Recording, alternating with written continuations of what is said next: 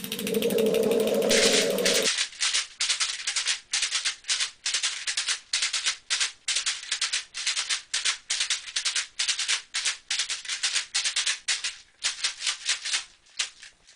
my name is McGill. I'm with the McGill Project, and I'd like to thank Harsh TV for allowing us to do these weekly chats with you. This is actually the second time I've done an interview for Harsh, and some of the other band members have done interviews also, so hopefully you've had a chance to take a look at their interviews and get to know them a little bit also. Since this was my second time doing the interview with Harsh, I was a bit apprehensive because I was thinking, well, what are you going to say? The first time you tell people your influences, you know, I like Olatunji, Mongo Santa Maria, I love jazz, I listen to Carl Jader, that kind of stuff, and I was wondering, what am I going to say? You know, you kind of run out of words and things to say, and I thought, well, why are you doing the interview? And basically it's to promote the CD. So I thought, okay, that's what I should do. Let me talk about the CD. Our newest CD is Kuji Shakalia. It's actually the third CD that we've done. The first CD was Ujima, which was done in 2003, and that's basically when I first tried to get this particular group together and start playing jazz. That particular ensemble went up in flames. Actually on stage it went up in flames.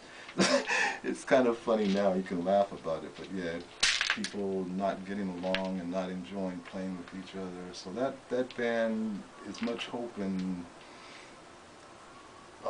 desires I had to see it successful, just crashed and flamed out.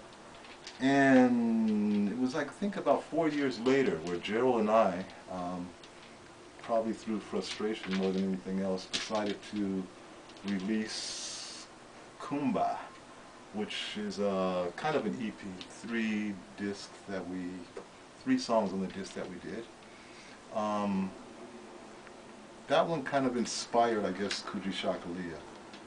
It was a moderate interest in that one, and I thought, okay, if we get a full ensemble again, maybe something will happen. People will really enjoy the music.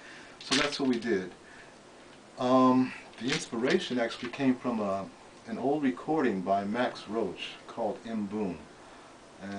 People probably aren't familiar with that, but it's basically a percussion ensemble. Max Roach is a very, very famous jazz drummer.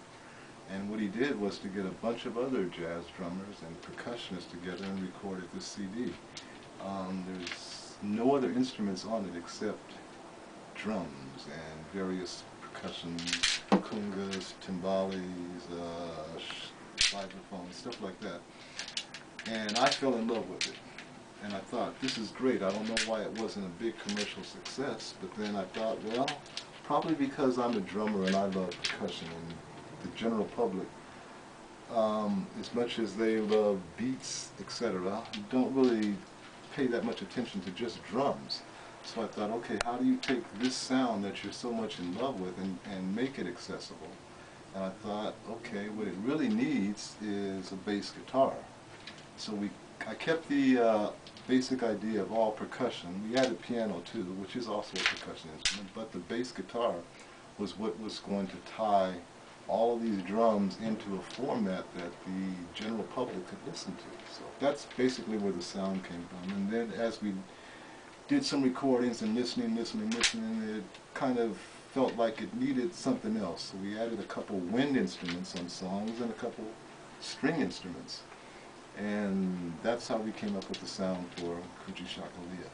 And hopefully you've had a chance to listen to the CD, or will take the opportunity to listen to the CD and hopefully enjoy it enough that you will download one of the tunes. They're basically all jazz standards, Coming Home Baby, Goodbye Pork Pie Hat, Soul Sauce.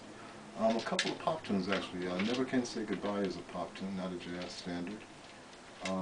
Sidewinder, one or two originals, but that's basically what we're here to try to sell.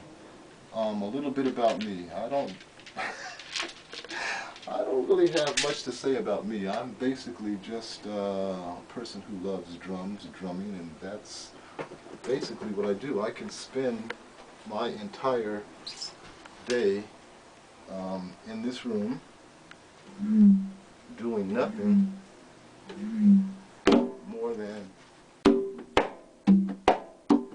playing my drums.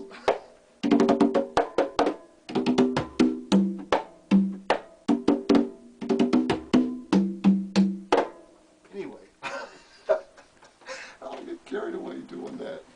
But I also have my vibraphone here, which keeps me company too. I spend a lot of time doing this, which is